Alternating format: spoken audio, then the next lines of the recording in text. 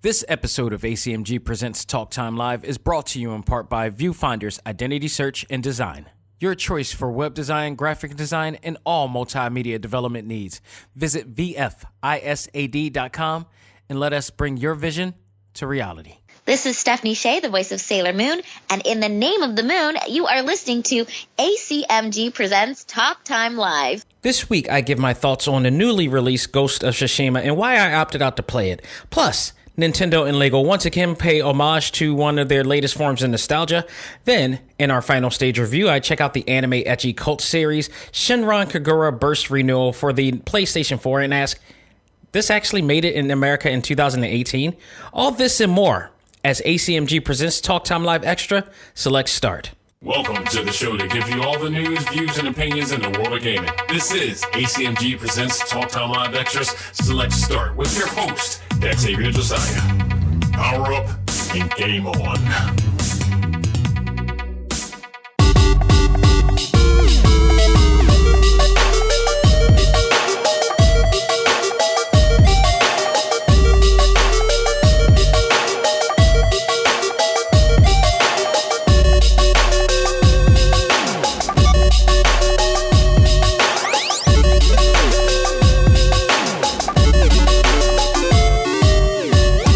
Hello, everybody, and welcome to the 200th episode of Select Start. I'm your host, Xavier Josiah. Hope everybody's having somewhat of a great week this week.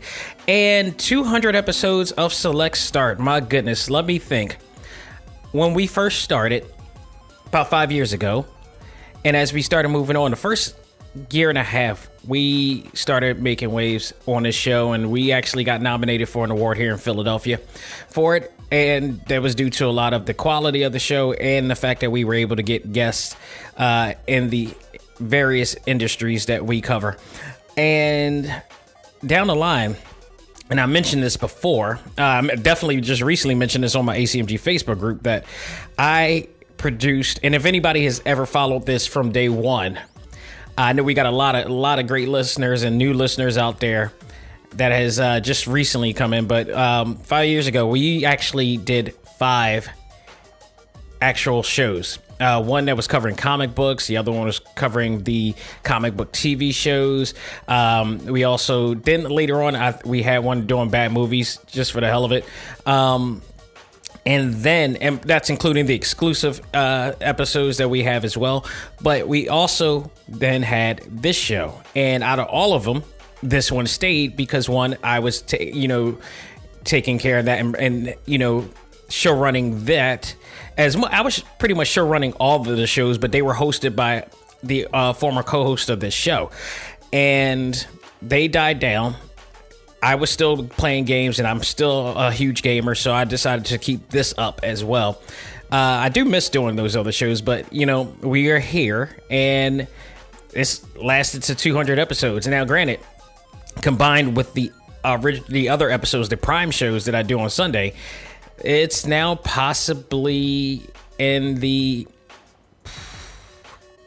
500, 600 range of shows combined all together, and that's not including the 40 or 50 now. I've really got to count those interviews that I've done with guests that's been on this show. So it's a lot.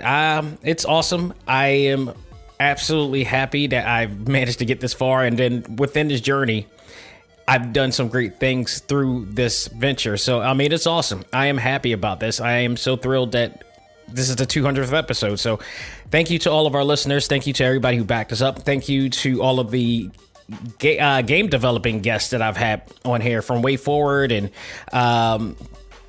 you name it, Trinket Studios and the Gentle Brothers and my goodness, who else? Just recently, Matt Bozen as well from Way Forward.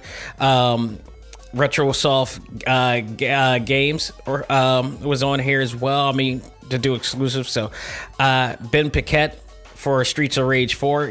Thank those guys, for making this what it is and helping out and really supporting this as well. And thank all of you as well. So we have some news to talk about. We actually more got some discussions to talk about this episode because, there's news that we're going to cover, but I wanted to cover thoroughly this stuff. I'm going to do this without trying to stretch it out for so long because our review And there's a method to my madness, and people are thinking like, why didn't Ghost of Tsushima is out today? Why didn't I review this? And why am I reviewing a game that's 2 years old?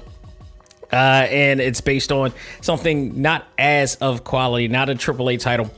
There's a method to my madness, and that it has a lot to do with this Sunday's episode of Talk Time Live, which is going to cover anime. And I have a guest on that show that will be on the show, and I'll talk about that at the end. But there's a method to why I've decided to do this, and it's going to segue its way into Sunday as well. So I decided to do it this way. But not only that, Ghost of Tsushima, which is out, came out this week, and it is getting a lot of great reviews out there from many outlets out there. Well, not many, but not all. And but here's the thing. There is a lot of great reviews, but there's some that's giving it good reviews. And we'll talk about that more, but is none of them that are saying it is bad. It is a bad game. However, just because a game gets a high rating all the time doesn't mean that I'm going to jump on it. Because one, unlike other podcasts who actually gets free copies and stuff like that, I opt out to a lot of times buy it myself so I can, get the actual feeling of being able to be pissed off if I paid this much money on stuff. And truth be told, I don't have that type of bank. Nobody has the type of bank these days unless everybody's getting free copies or something out of the blue. But I also fear that a lot of times that, and of course there's integrity that is followed, and there's always been talk about integrity when it comes to stuff like that. But I just feel right now I can easily try to reach out and try to grab a free copy or something. The only one free copy I've ever gotten was recently with Matt Bozen. And what was interesting about that was that, one, I thanked him for it as well. But the other thing is that I knew that I was going to like this game because I played all of the Shantae games. So, and if it wasn't, I would have talked about it. I would have absolutely talked about it, just like I will with Retro Soft games when they come out with Retromania Wrestling. Because although I come to know Mike Herman, I will give it to him straight. I will not pull punches on this. He's a really cool dude, and he's done some really cool stuff for me. And regardless, I'm not pulling any punches. I want this wrestling game to be good, and I'm hoping that it will be good. Honestly, to be honest, I don't think it's going to be a perfect wrestling game at all, but I think that it's going to absolutely be some of the best. I think it's in the makings to become a very fun game, and I've already played the demo before. So we'll see how that goes. We will see how that goes. I'm crossing my fingers on that, but Mike, thank you as always for your support and everything and what you've done. And I'm looking forward to playing that game when it finally gets out. I've been watching the blogs and all the stuff. If you're a wrestling fan, go out of your way to check it out. He's keeping people posted every single week with something new. And check out the Warhorse Arena. That thing's awesome. It looks awesome. But I digress. I opted out from buying Ghost of Tsushima because, here's the thing. When it comes to gaming, I have to really, really be hyped for it. And I'm not going to buy every game just for the sake of buying games, just for the sake so I can post it on social media to say I got this and share with other gamers online just to be a part of the crowd. No, I have to really, really dig this game.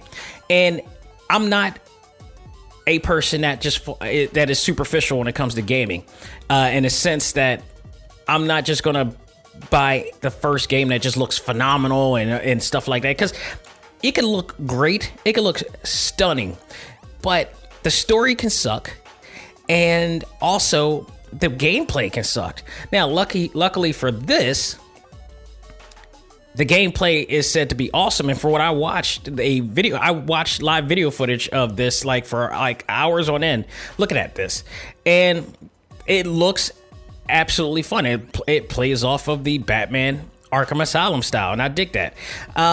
So that is awesome, but at the same time, the story, narrative, and character development needs to rock. And even the story and the premise, like, if you don't hit me from the jump, I'm not going to jump back. You know, that's just the thing. Like, I've had great experiences with games like Spider-Man PS4, Witcher 3 on the Switch, but no more that I had more fun this year than what I had with Final Fantasy VII Remake. Which, from everything from visual design, character design, music score, open world experience, it was nothing short of enchanting. I mean, just, my goodness.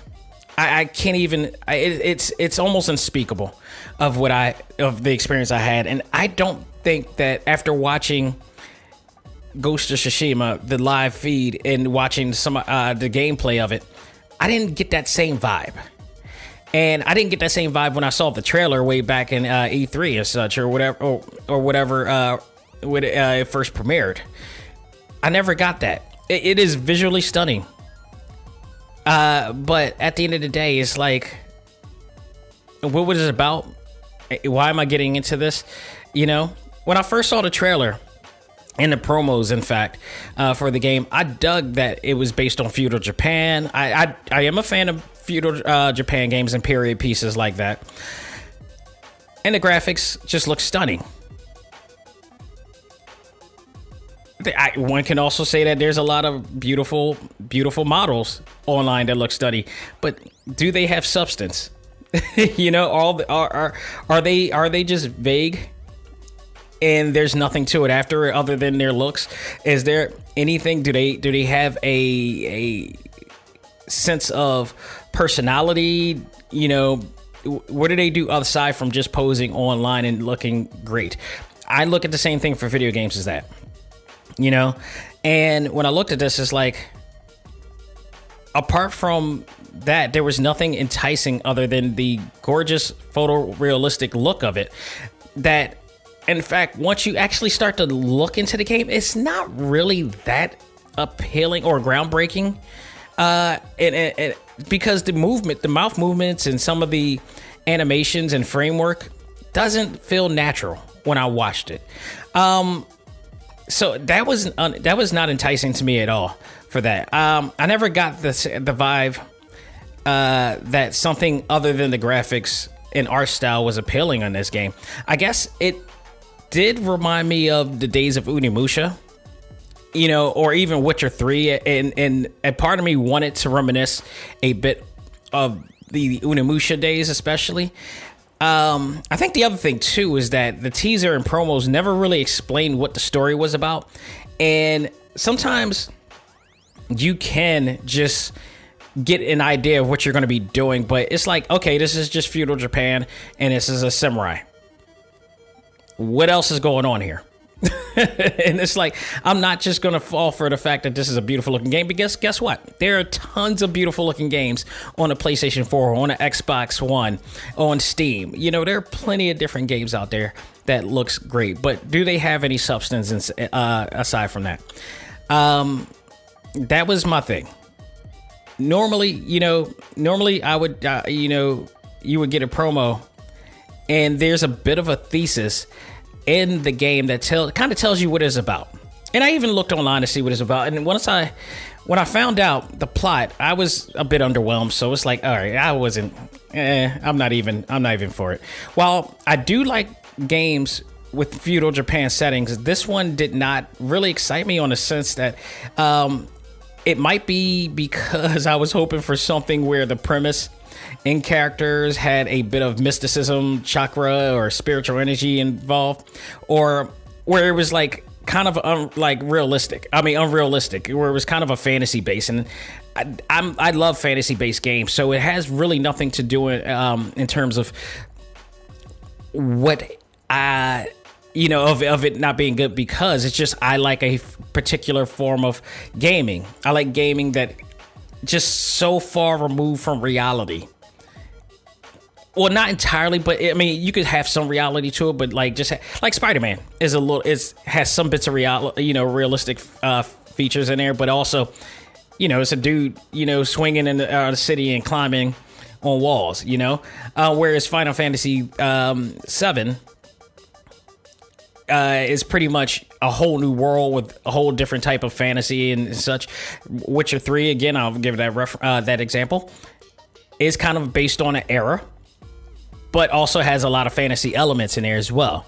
So that is what I kind of look for. I like stuff like that. So that's just more of a personal preference on that standpoint.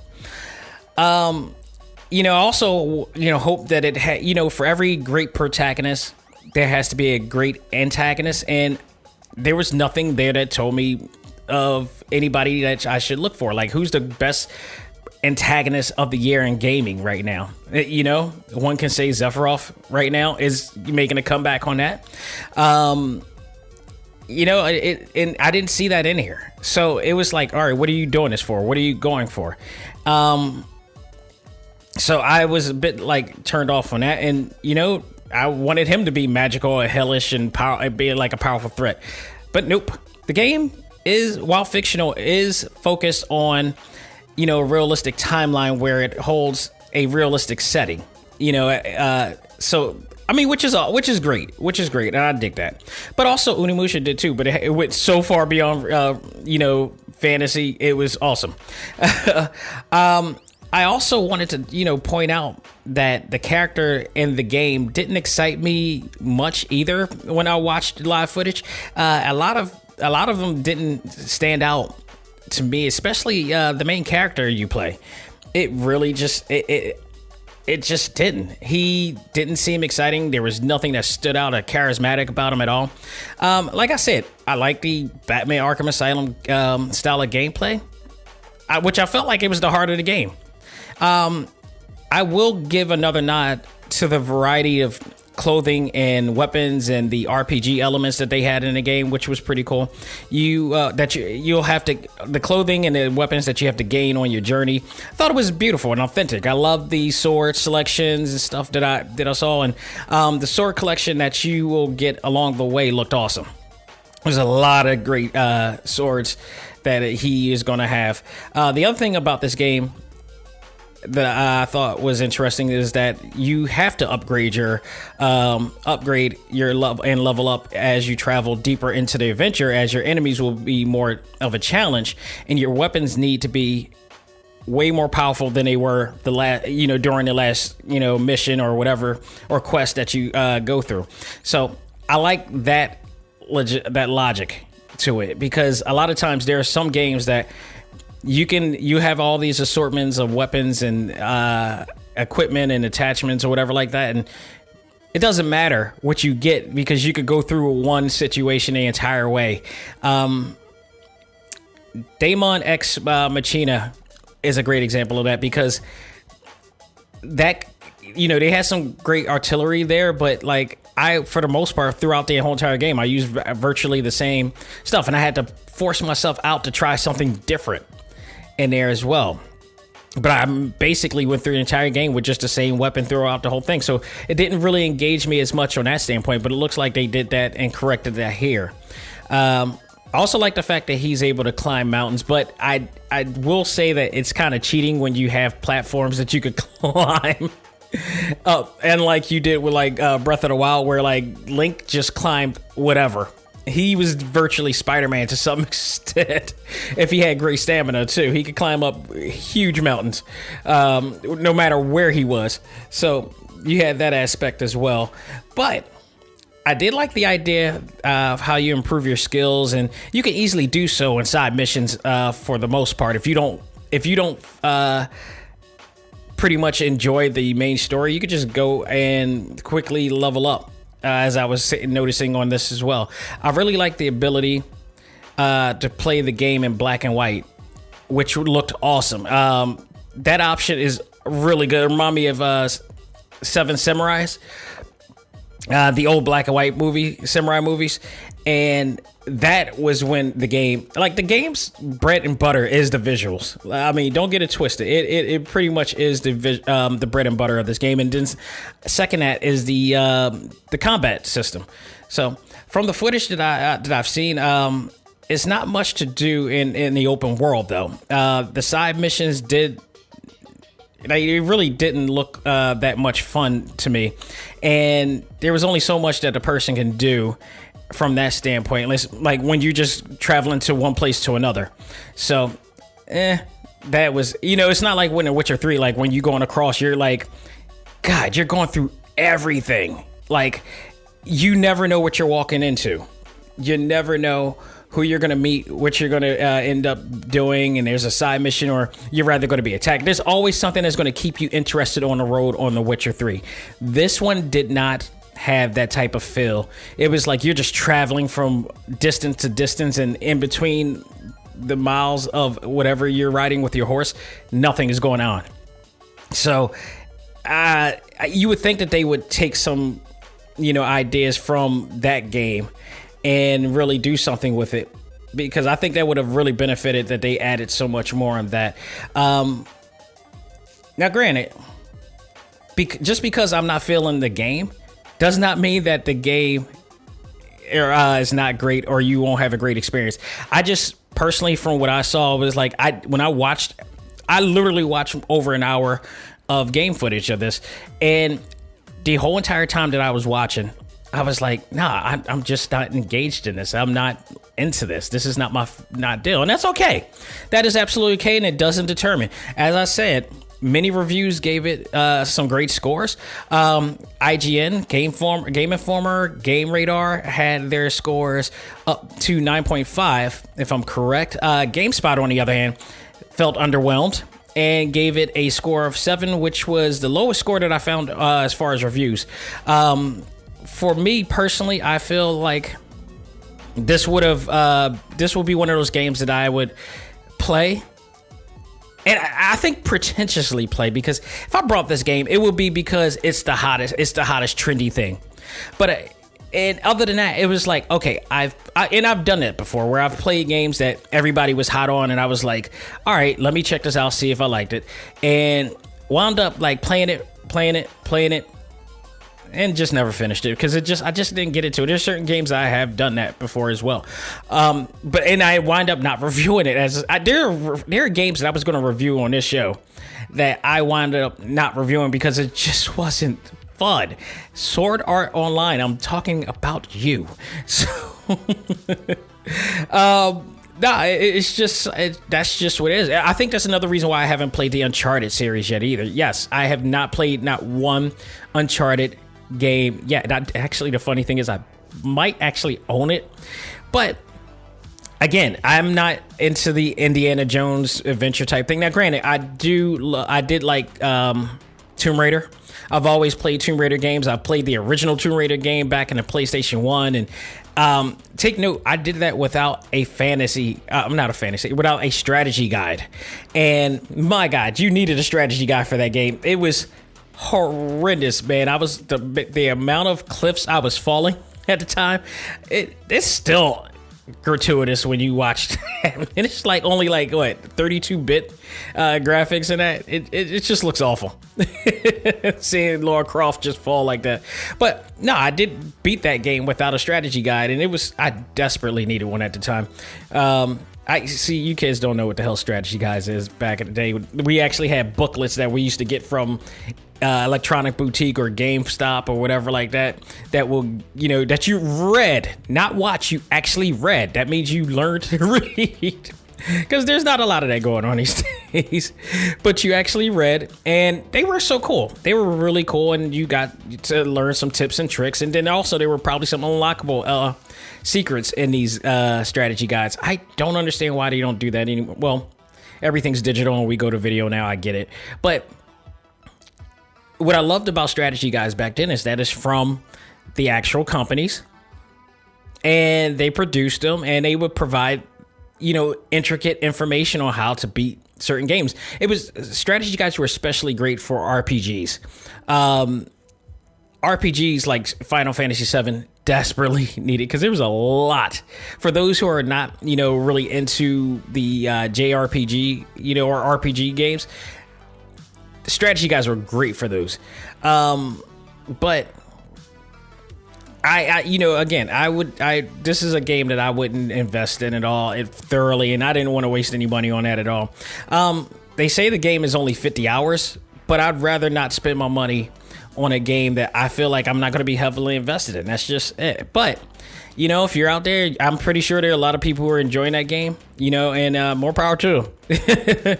I mean, it looks... Well, here's the thing. We'll see down the line where this game is going to lie. Like, by the time the Game Awards come out by the time, like a year from now, will we actually remember this character? Will we remember this game? There are certain games that were supposed to be the hottest game of the year, but like down the line, it's like they don't become iconic.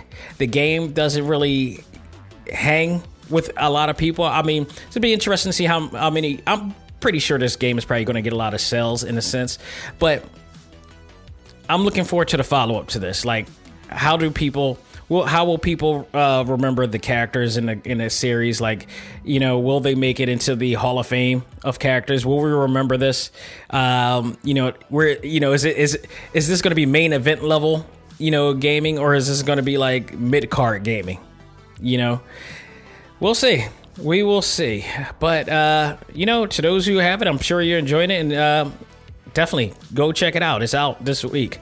So, Super Nintendo Online. I talked about this last week, in that they were going to be releasing 3 new actual titles. One was Donkey Kong Country, the original. The other one was Immortal, and for wrestling fans, Natsumi Championship Wrestling. Natsumi Championship Wrestling on the NES, which you can actually now play it on the online library if you're on that, $20 a year. Can't beat that.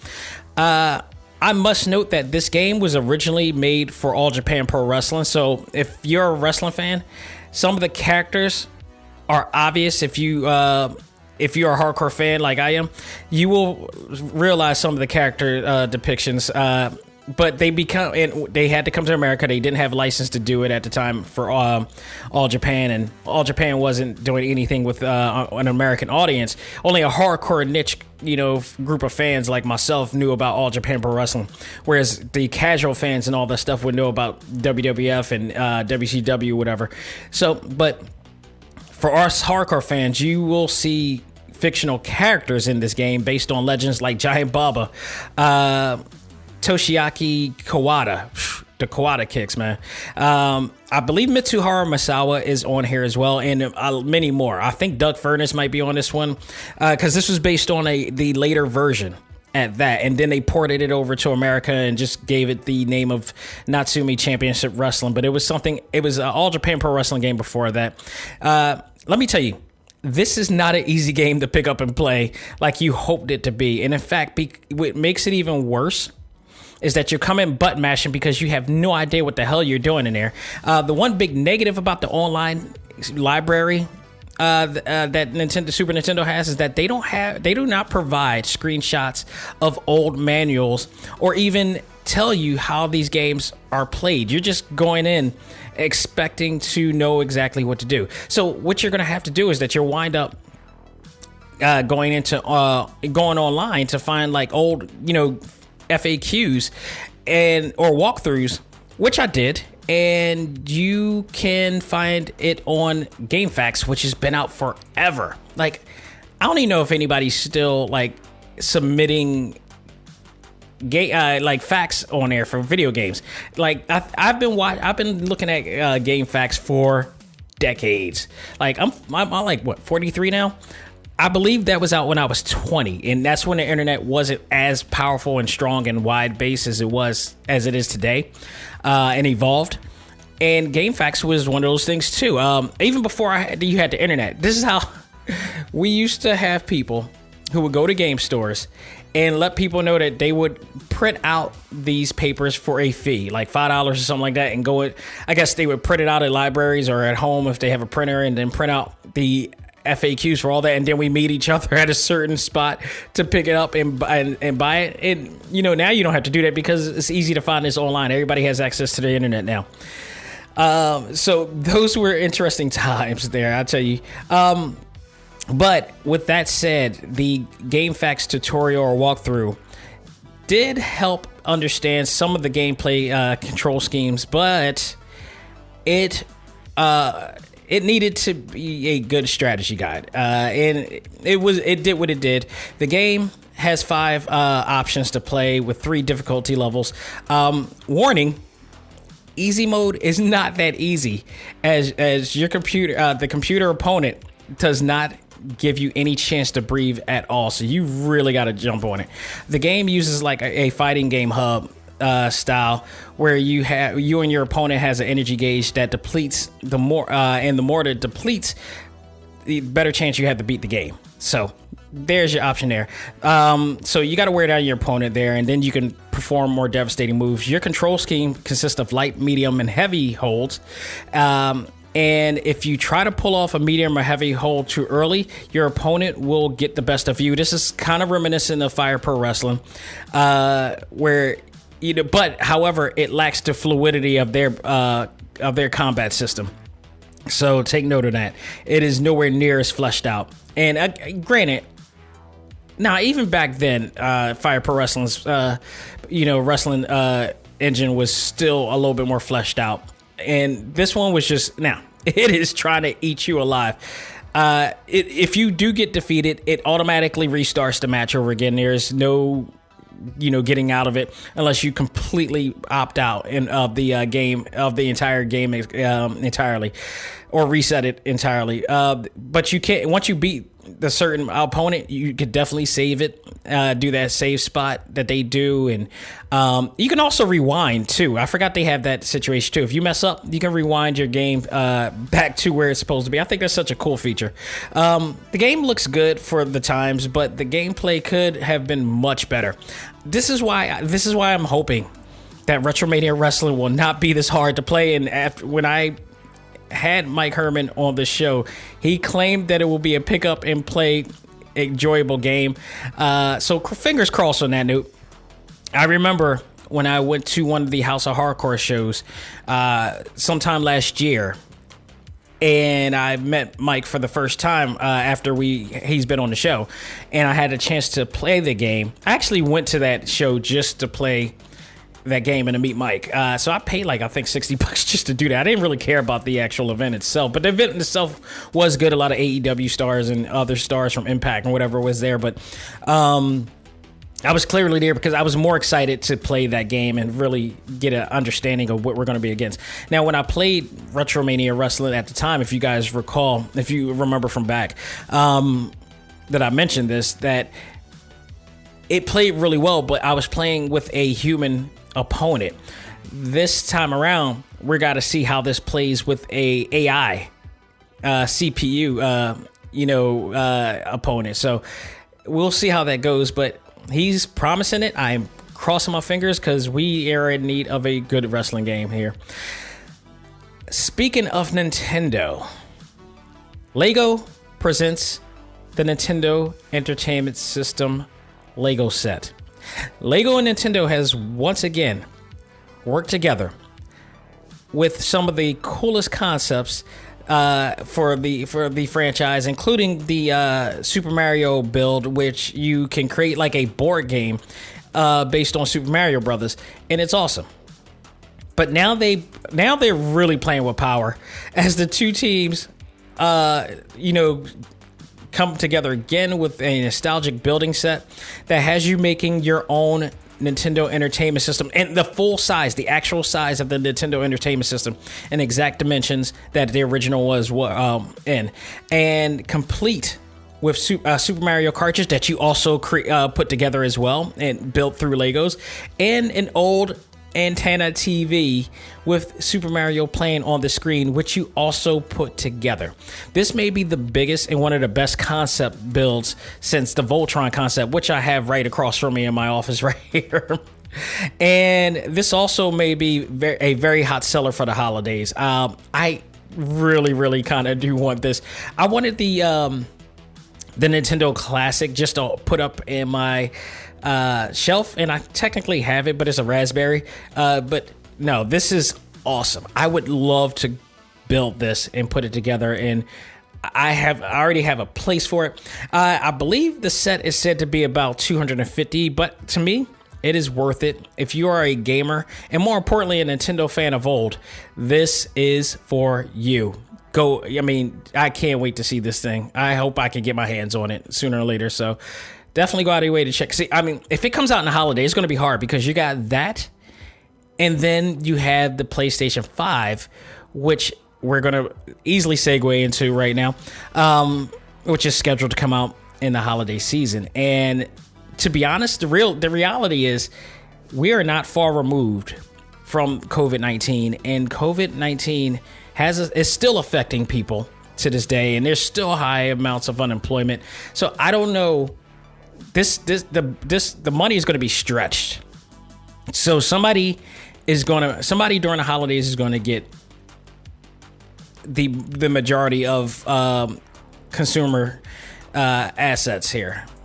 And I don't know who that's going to be. Is it going to be PlayStation? Is it going to be Nintendo? Is it going to be Xbox?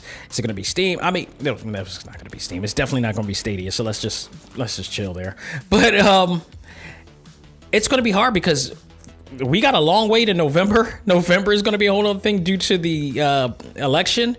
There's going to be so much going on right now.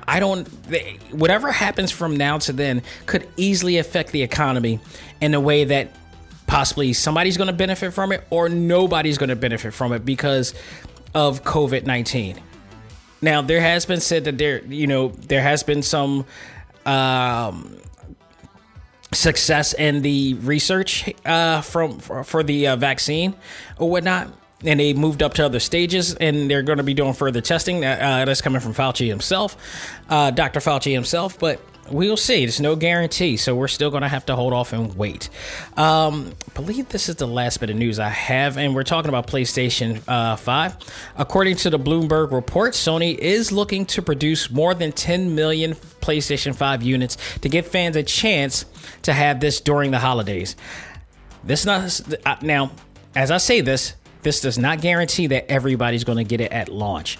Again, as I mentioned, due to COVID-19, people will more than likely have their console shipped, and depending on what country it is coming from, there may be delays, especially you're coming from countries like in China. Trust me, I've ordered things from China lately. It's taking forever to get here. So, I feel bad.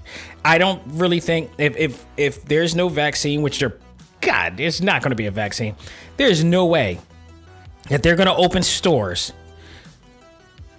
And I got a feeling things are getting closed down already. Things are getting shut down again because the increase of cases that has come up. People are now getting more affected than ever because they are too impatient to wait this out. And consequently, I don't think things are going to happen this way. Consequently, we're not moving in the way that other countries are moving because we've become such an impatient country right now, unfortunately. So I really doubt that we're going to get those uberly long lines that we normally see in malls. And if they do, it's going to cause such chaos because of the social distancing. I just see this happening. And Black Friday alone is going to be crazy. People are acting like it's Black Friday now with everything that's going on. Imagine when Black Friday comes. They're going to have to find another way to do this. And possibly the only way to do this is do it by mail and send it.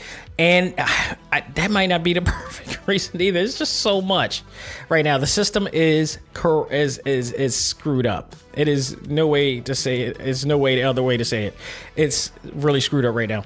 Sony will also increase the production of the new DualSense controllers as well, moving them up to 10 million units as well, to make sure that everybody has this controller, which is going to be interesting. Jeff Keighley, who is the founder of the Game Awards, actually is going to be he has a early copy of that, and I don't think today he's going to show a demonstration of it and how it feels or whatever. So it's going to be interesting.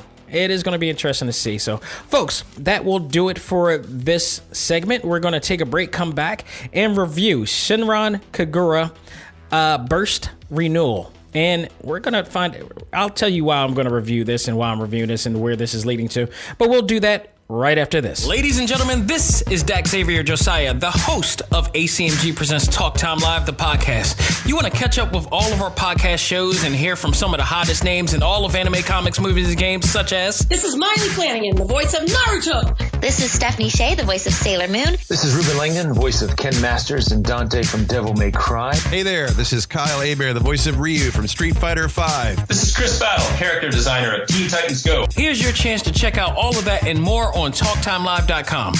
TalkTimeLive.com provides all of our ACMG content with new and previous episodes, exclusive interviews, articles, and much more. Visit TalkTimeLive.com and let us help you learn to let go, live life, and love all things ACMG. Talk Time Live.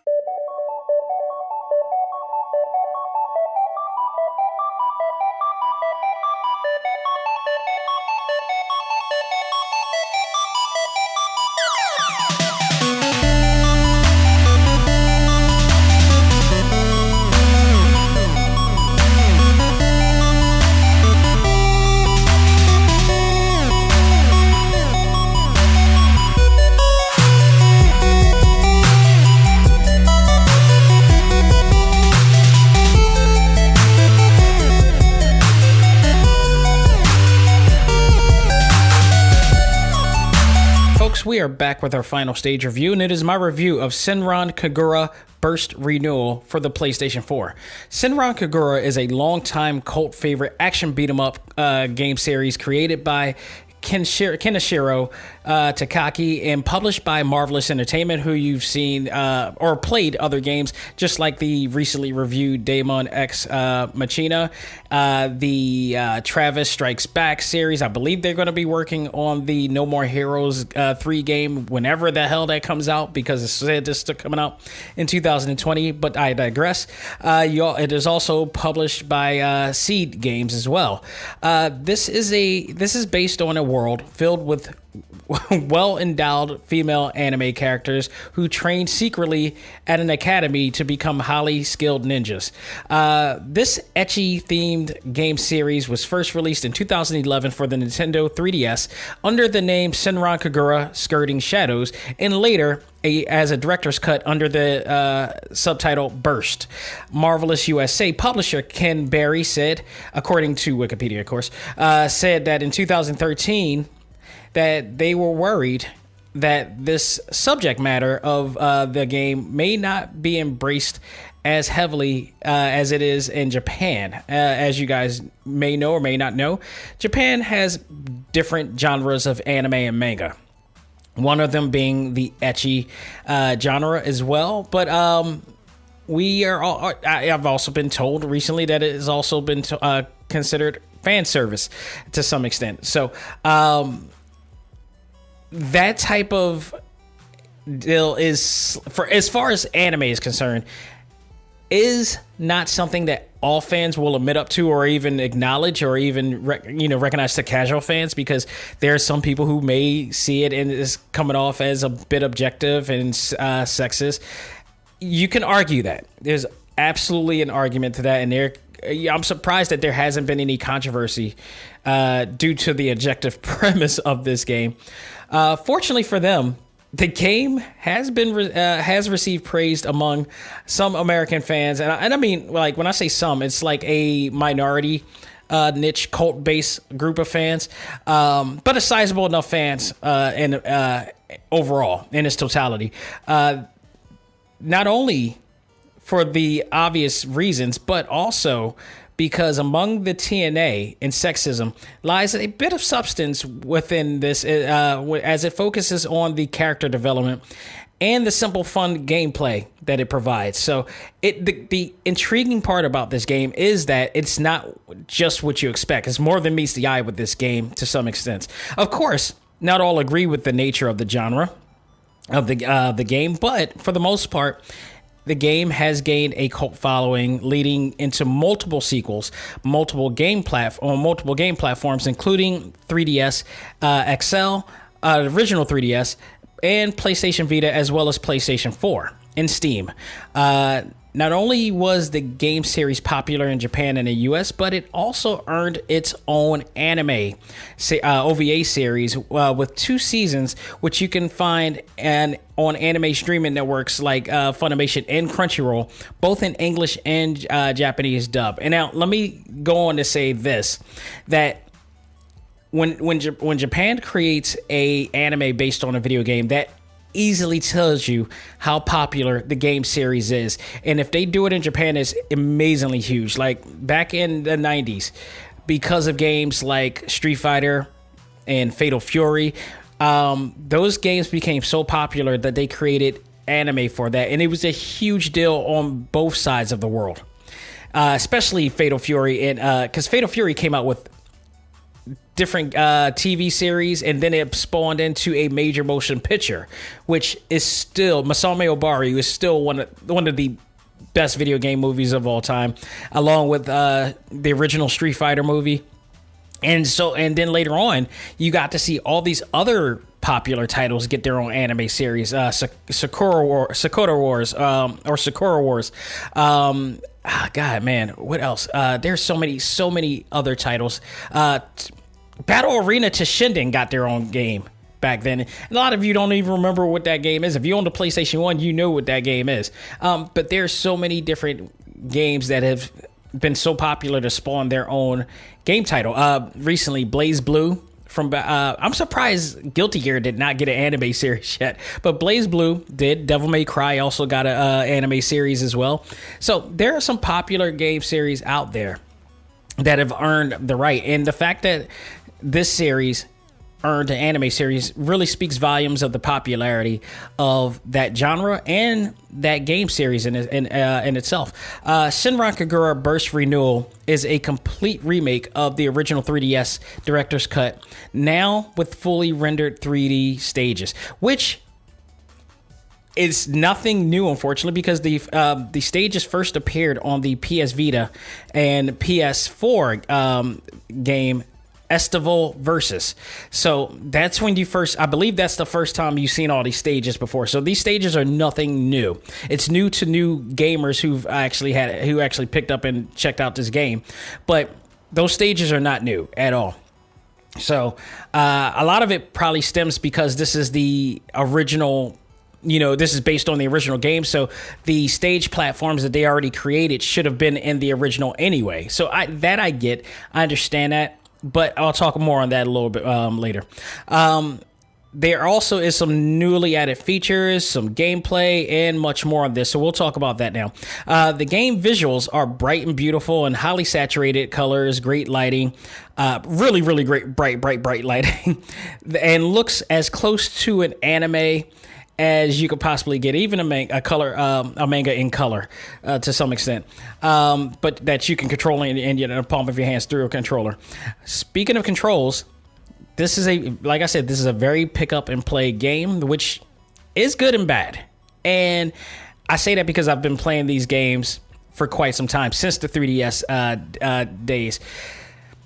This combat system is the same as this is literally the same control scheme that gamers of the series, fans of the series, have grown to know, with a little bit of advancements to it. There's your normal formulaic light attacks and heavy attacks, which you can use in combos to style of attacks while you're fighting hordes and hordes of different enemies. You also have your ability to dodge, block, and parry moves as well. Parry system's pretty cool if you get that right too. I'll talk about that in a bit. But if you hold the heavy attack button, it unleashes a signature attack that deals more damage to your enemies, as well as break them apart, giving you the chance to break free of hordes of enemies as well. So you have that option. When you get beat down significantly, your character's clothes begin to tear away and strip, almost like a striptease type of thing, which exposes your bare skin and even stripping you completely out of your clothes if not careful. However, as you're hacking and slashing enemies, whose clothes also gets torn to shreds by you. You build up your ninja art gauge, allowing you to set off a shinobi transformation, which has you turning into your ninja form a la classic Sailor Moon fashion, which also gives you the ability to perform more powerful combos and more stylish combo attacks, as well as set off secret ninja arts, which are kind of like, you kind of consider those like super moves on a fighting game. So it kind of has that element to it as well. Senran Kagura has an RPG system. It's not that deep in a sense. It's very simplistic in a sense compared to others, that allows you to become stronger and obtain better combos and attacks, both on the ground and the air.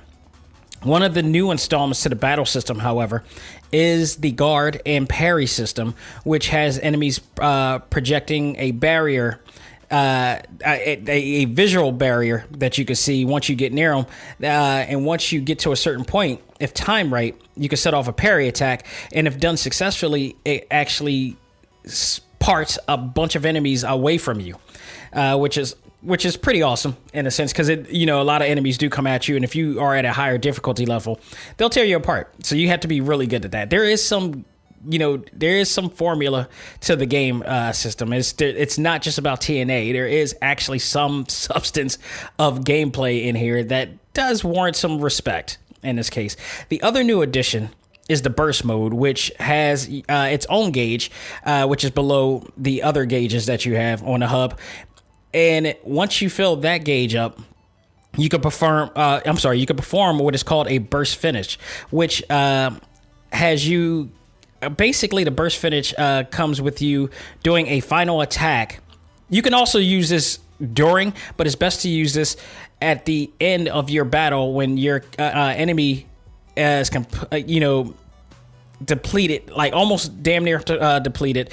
And once you use this, it completely tears off all the clothes of your opponent, and like completely to the point that like they have nothing, and all you see is lights beaming in the particular parts of the body. So they don't show total nudity, but it's a tease of it, as you pretty much. So they have that situation there. The other, the other traditional mode that you can do is frantic mode, which is made from you bursting out of your clothes from the get-go. And once you do that, it provides you with more power. However, there's a handicap to this, and the handicap here is that although you are more powerful, you also are more vulnerable as well, because when you have the clothes provide a layer of protection, and once you completely strip, you're easier and more you're much more easier to damage in there. So you got to take that into consideration. But it's like you have a full set, pre set up outfit, and then once you go into Shinobi transformation, you'll have another outfit that you wear, so that provides another barrier to shield you in a way. But once you go into frantic mode, you're pretty much just taking a risk of getting defeated from there. So by now, it has become repetitive in this case, and that's the problem with this game, because you've seen all this before.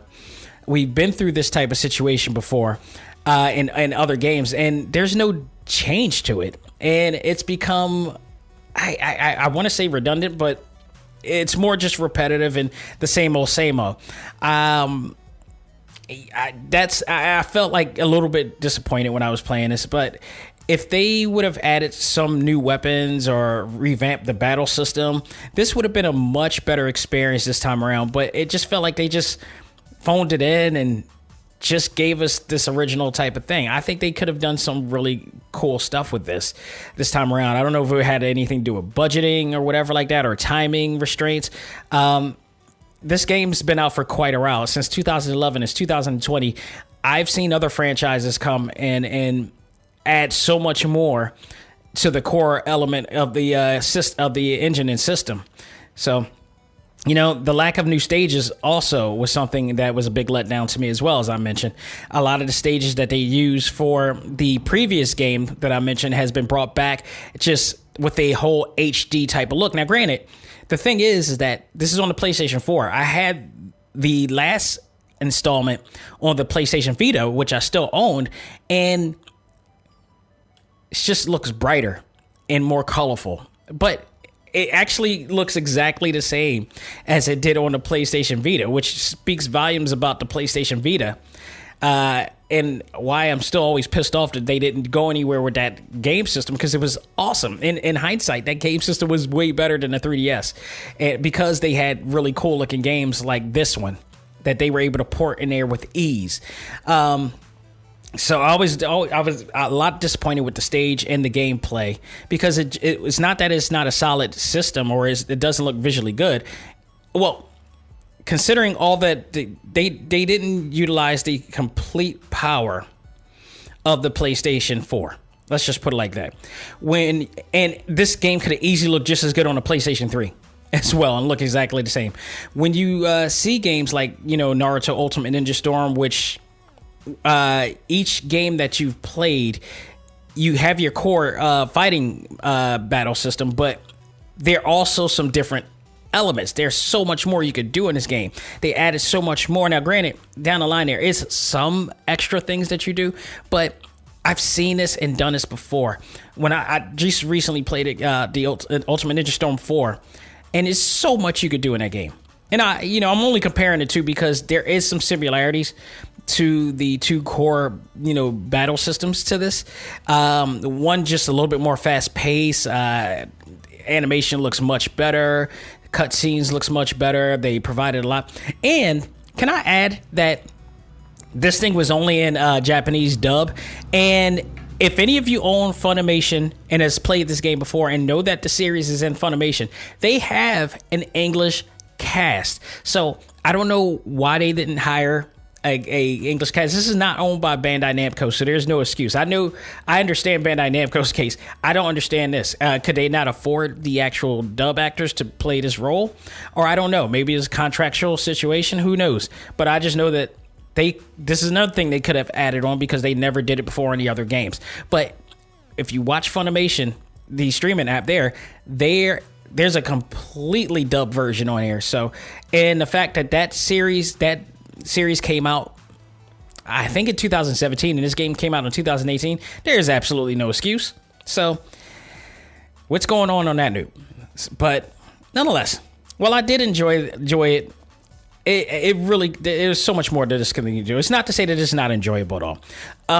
As far as the story mode, much like most Senran Kagura games, they provide a lengthy story mode that builds on the character development and both characters from the Hanzo National Academy and Hibijo Clandestine Girls Academy. So each academy has 5 characters of ninjas, and you're going to go through each storyline. You can start with either or, but normally it's best to start with the Hanzo National Academy, which has the protagonist on there, and then the antagonist, which is the Hibijo Clandestine Girls Academy in there, which you'll have different storylines for both, and it all culminates into one situation. So it's always best to start with Hanzo and then go to the other school academy after that. For I believe 41 missions on both. So it is very lengthy. Does provide some good stuff there. The writing in this, not the best in the world, but yet it's not. It is simple, short, and fun to read, unlike other games like, again, Sword Art Online that has you overwhelmed with dialogue in the game, which after a while just became such a bore. This, not so much. You do tend to enjoy a lot of the dialogue and story and the narrative that goes along. In this, the story mode, there are times that it does drag in this game when attempting to, navigate through the narrative of the game and the storytelling of this game. But at least they give you the option to skip because they kind of know that people want to just get to the action. So it is a little bit forgiving on that, and they do provide that as well. on there. So,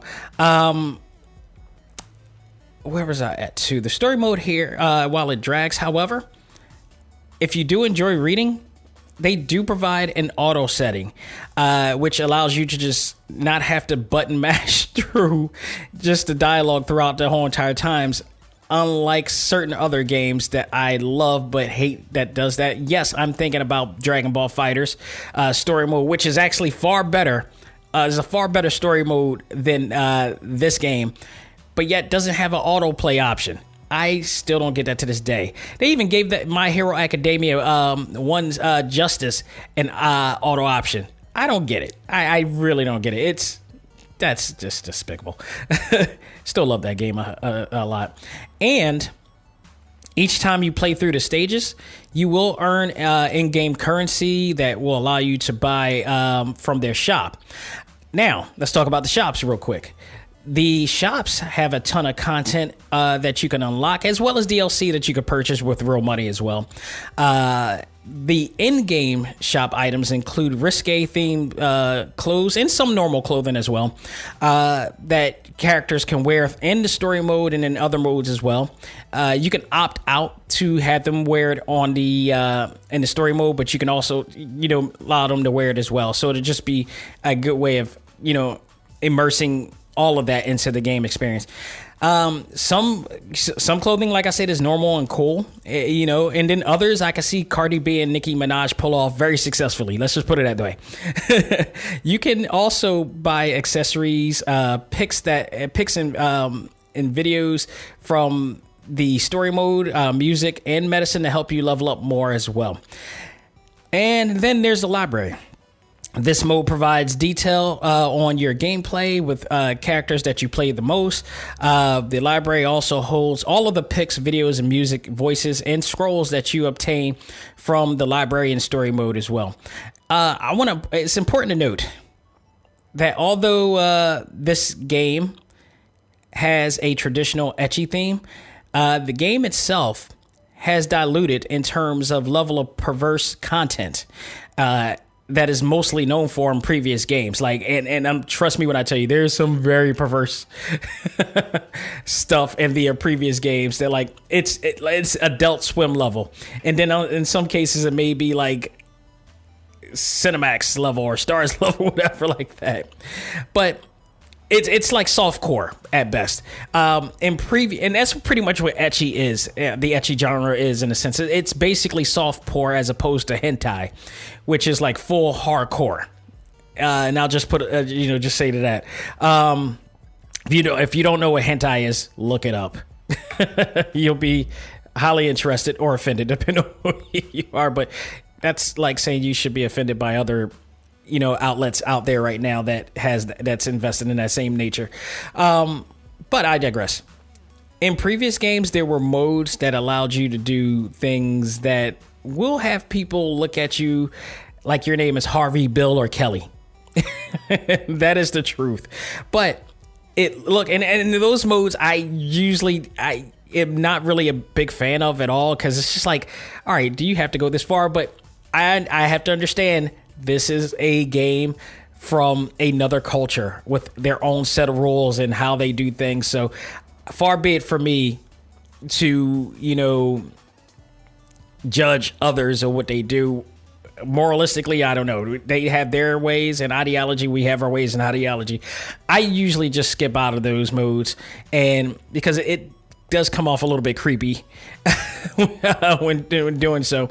But I do often just focus on the story mode and the mission modes and all that stuff, because there's some fun elements to that. But it looks like this renewal of the game, the developers seem to have opted out of doing those normal traditional modes, which is probably mostly due to the Me Too movement here in America that has brought a lot of clear understanding that the fondling of females is something that will not be celebrated at all. And I don't blame it all for this. Instead, they now have what is called diorama mode, which has you creating different poses for each character as they take a group photo, which is a little bit much more cleaner in comparison than the modes of the past. So, kudos to them for doing that. I was like, okay, they're changing with the times. That's awesome. Because that may fly in Japan, but that is not going to fly here in the States. I can tell you that. Which brings me to the question of how this game even made it past the radar, considering everything that's going on in here. And, you know, one can say that this game could be considered offensive and sexist and objectifying women and such, that, you know, it shouldn't see the light of day.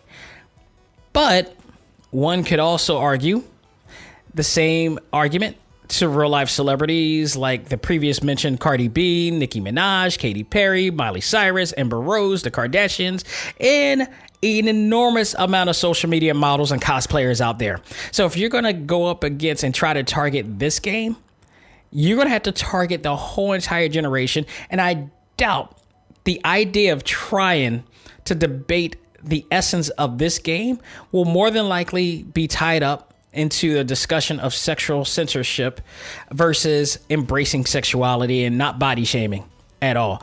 Trust me, they've already had this. Amber Rose will have the slut parade or whatever she does on you in a minute. Okay. So I don't know. Trust me when I tell you, all of the star power out there embracing freedom of expression, you will have a hard time fighting and winning this battle, because now there's a new perspective being laid out. And, you know, games like this, if done tastefully to some extent, I mean, you can't say you hate this but didn't watch any Nicki Minaj videos or Cardi B videos, because they do virtually kind of exactly the same in this case. So, you know, you will far, you know, become a hypocrite in that sense. But the great thing about Senran Kagura is that it begs you to look beyond that of the obvious, to see its core success, which is the fun-loving personalities and enjoyable story, which I also give them credit for, because the anime not only does a great job telling the story, but it also makes sense of some of the things that happens when playing the game, such as the barriers that trap you in, and the sections and the stage, and much more. And some of the other elements. First of all, by the way, if you haven't watched the series, I would recommend watching the series if you're into that type of genre. But I mean, if you're like fans of ninjas or fans of ecchi, there is something to like in this series, but also the narrator is just hilarious. And I mean the dub narrator at that. Just, he is hilarious. I love him. He narrated for a lot of anime as well. So I don't know the guy's name, but he's just so great in it. But overall, Senran Kagura BURST Re is a fun to play game, but not for everybody, especially if you are holier than thou and go strictly by the book. This game is not for you. But it may not also be for folks who want a deeper gameplay experience, either which is something that this game could have benefited from, instead of staying safe and taking minor steps to evolution of the series.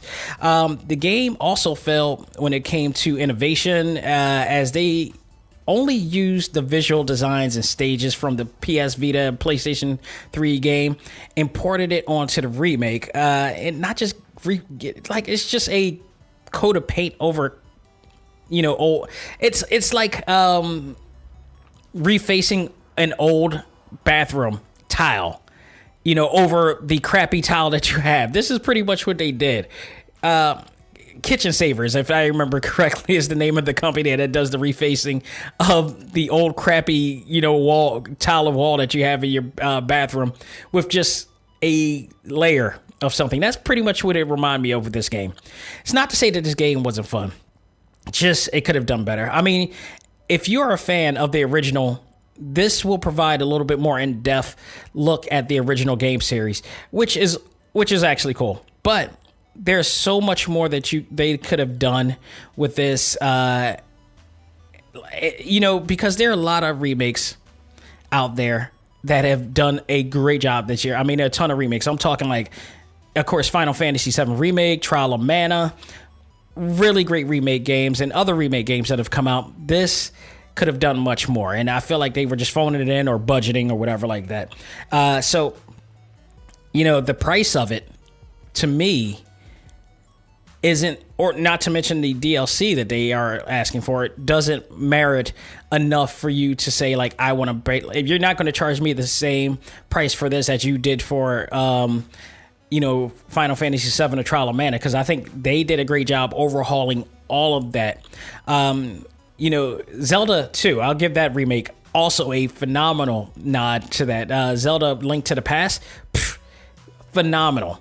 Stuff like that. When you do a remake, you got to overhaul it more. You can't just sit on your loins, your laurels, and just, phone it in. And that's what I thought that they did. So I don't think that they gave fans too much justice here. But however, with that said, this game, if you look beyond the busty and curvy features of this game, there is a heart. There is some heart in the core of it. I truly believe that Kenichiro Takaki had that in mind when making this game, and the anime series as well, and the manga as well. No, it does not have the depth of a series in games like The Walking Dead, but one thing that they have in common is that there is a deeper hidden narrative that goes beyond that of what you see in front of you. So if they continue to make another sequel to this series, and I hope that they are, that hopefully they will, and hopefully for the Switch as well, that I hope that they go do a complete overhaul and give fans something new and fresh to enjoy. So because this game really deserves it at the end of the day. But as far as this game goes, as far as a grade, I'm going to give this a C+. It is a very fun playable game. I wouldn't pay full price for this. In a sense, I would let it go down in price or go on sale, because especially mostly for those who have played all of the game series from that point, you're not gonna get anything different out of this game that you haven't played before. And even with the few new little bit of bells and whistles that they added for, this is Malibu Stacy with a hat. Pretty much. So that's all they did. That's pretty much what they did with this game. So I give it a C+. It is a go. But the reason why I actually, mention this game as we end this episode is because this Sunday on Talk Time Live, the Prime show, it is going to be geared towards a special episode, which I'm going to have guest show on the show that I mentioned, Tokyo Rose, who will be just not only a person that is on this show, but hopefully she will be doing a little bit more for Talk Time Live as going by. But she will be introduced on this show. She is from Japan, but also now lives in the West Coast. And I had a chance to talk with her because, she is an anime fan. And, of course, she is from Japan. So if anybody knows more about the culture that we love so much, it will be her. So we get her perspective, and we get to hear and talk about some of the things that we hear online and stuff like that. So this episode coming this Sunday is going to be entitled Anime Otaku Academia.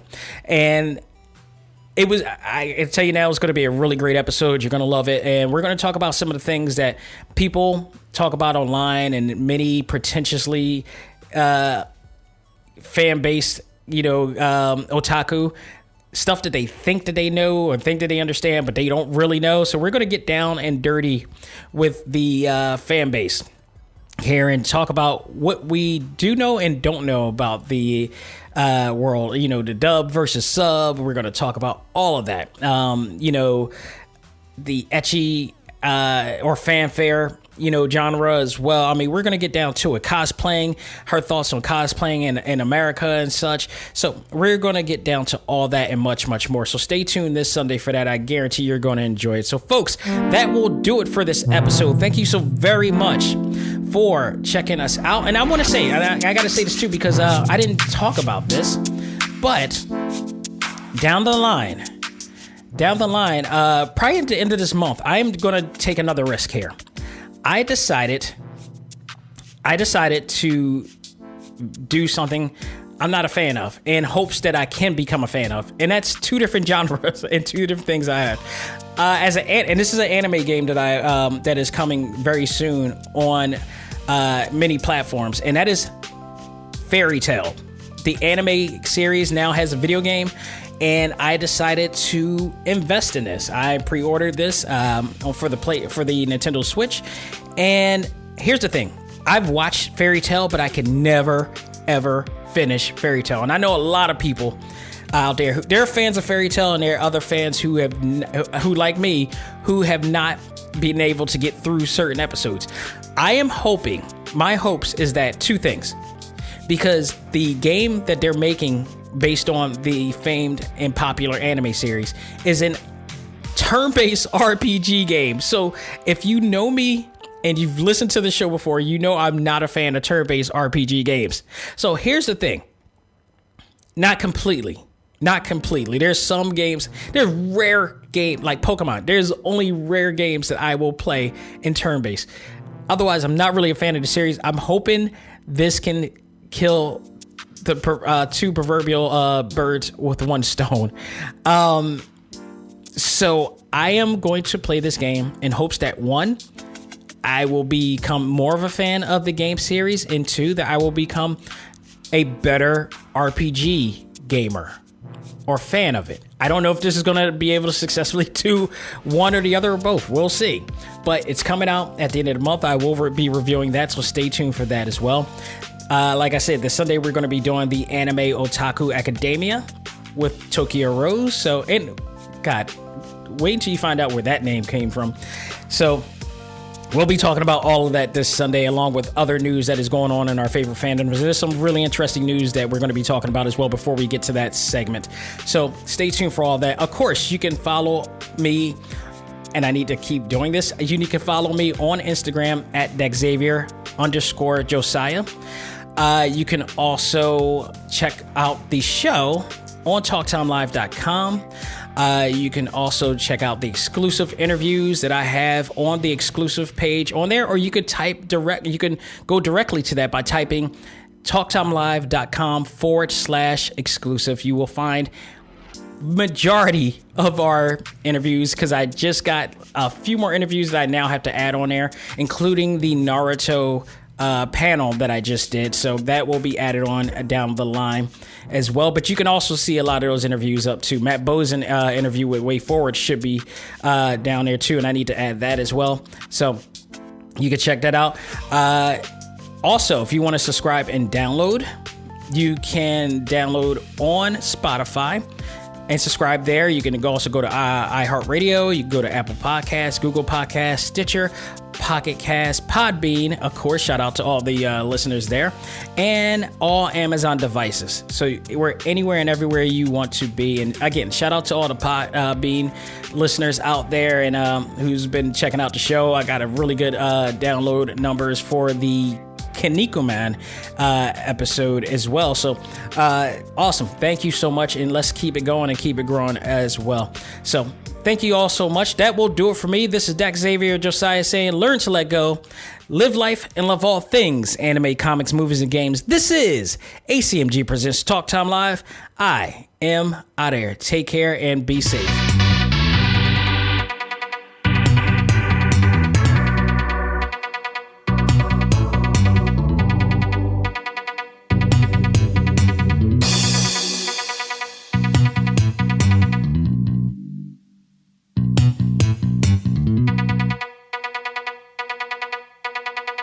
Music for this episode is provided by Game Chops. Check out these great chiptune tracks and more at music.gamechops.com.